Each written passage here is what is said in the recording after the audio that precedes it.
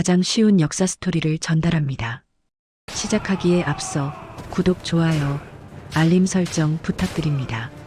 여러분, 오늘은 우리 역사에서 가장 비극적이면서도 동시에 가장 극적인 전환점이 되었던 전쟁, 바로 임진왜란 이야기를 여러분께 들려드릴까 합니다. 16세기 말, 조선은 평화로운 아침을 맞고 있었습니다. 오랜 시간 이어진 왕조 아래 백성들은 고단하지만 소박한 삶을 이어가고 있었죠. 하지만 그 고요함 저 너머, 바다 건너 일본에서는 폭풍전야와 같은 거대한 야욕이 꿈틀대고 있었습니다.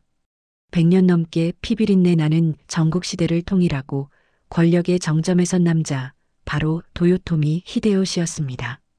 그는 불안정한 내부 권력을 다지고 더 큰 영광을 위해 이웃나라 조선을 넘어 명나라까지 정복하겠다는 거대한 야망을 품고 있었습니다.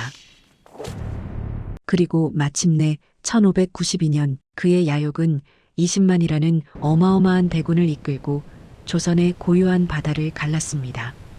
이때 조선은 과연 어떠했을까요? 안타깝게도 오랜 평화에 익숙해져 있던 조선은 그야말로 무방비 상태였습니다. 일본의 침략은 마치 번개와 같았습니다. 부산진성과 동래성은 채 몇 날을 버티지 못하고 함락되었고 일본군은 조총이라는 신무기를 앞세워 파죽지세로 북상했습니다. 한양은 순식간에 함락되었고 임금 선조는 백성을 뒤로하고 의주로 피난을 가는 비극적인 상황이 펼쳐졌습니다. 평양까지 일본군의 손에 넘어가는 절망적인 순간들이 이어졌습니다. 과연 조선은 이대로 무너지는 것일까요? 하지만 역사에는 언제나 반전이 있기 마련입니다. 절망 속에서도 희망의 불씨는 타올랐습니다. 바로 남해바다에서였습니다. 조선의 운명을 바꾼 영웅, 이순신 장군이 거북선과 함께 전면에 나선 것이죠. 한산도 앞바다에서 펼쳐진 한산도 대첩은 그야말로 전율 그 자체였습니다. 하객진이라는 기발한 전술로 일본 수군을 괴멸시키며 남해의 제해권을 완전히 장악했습니다. 이는 단순한 승리가 아니었습니다. 일본군에게는 치명적인 보급로 차단을 의미했고 조선에게는 전세를 뒤집을 수 있다는 희망을 안겨주었습니다. 육지에서도 놀라운 일들이 벌어지고 있었습니다. 국가 시스템이 제대로 작동하지 못하는 절체절명의 순간에도 우리 백성들은 포기하지 않았습니다. 전국 각지에서 이름 없는 영웅들이 들불처럼 일어났으니 바로 의병들이었습니다. 곽재우와 같은 의병장들은 일본군에게 예측 불가능한 타격을 입히며 그들의 진격을 늦추고 사기를 꺾었습니다.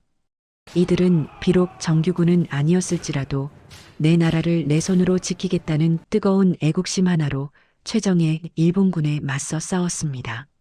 이후 명나라의 지원군이 도착하면서 전쟁은 새로운 국면을 맞이합니다. 평양성을 탈환하고 전세는 조금씩 조선군에게 유리하게 흘러갔습니다. 하지만 일본은 쉽게 물러나지 않았습니다. 1597년 도요토미 히데요시는 다시 한번 조선을 침략하니 이것이 바로 정유재란입니다.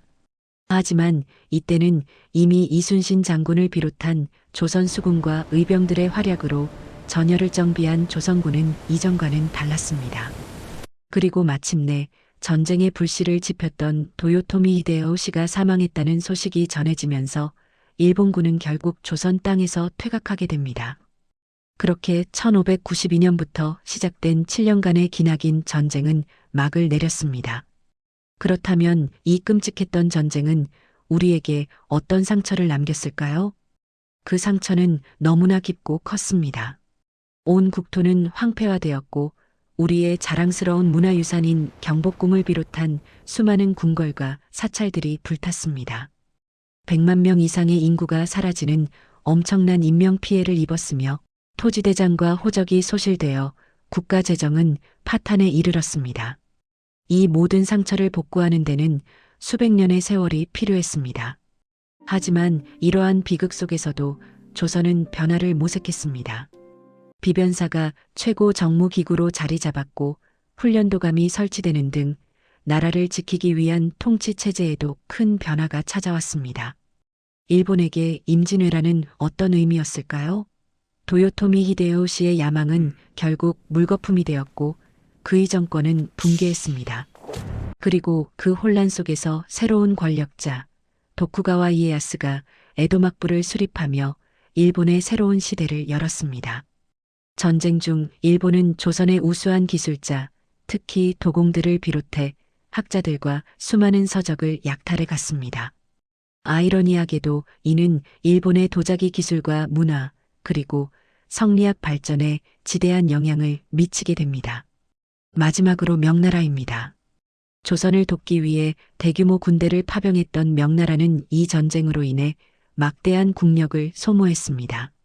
결국 훗날 북방에서 여진족이 성장하고 후금을 건국하여 명나라를 밀어내는 결정적인 계기가 됩니다. 이처럼 임진왜란은 단순히 조선과 일본의 싸움이 아니라 동아시아 전체의 국제 질서를 완전히 뒤흔든 거대한 전환점이었던 것입니다.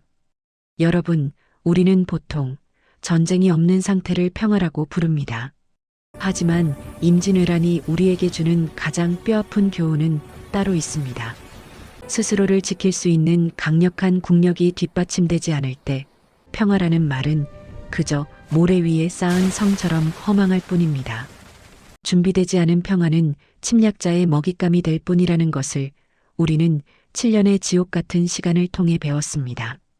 평화는 구걸하는 것이 아니라 지킬 수 있는 힘이 있을 때 비로소 그 가치가 빛나는 법입니다. 오늘 우리가 이 아픈 역사를 되새기는 이유도 바로 여기에 있습니다. 오늘 이야기는 여기까지입니다. 구독, 좋아요, 댓글은 다음 스토리를 준비하는 저에게 큰 힘이 됩니다.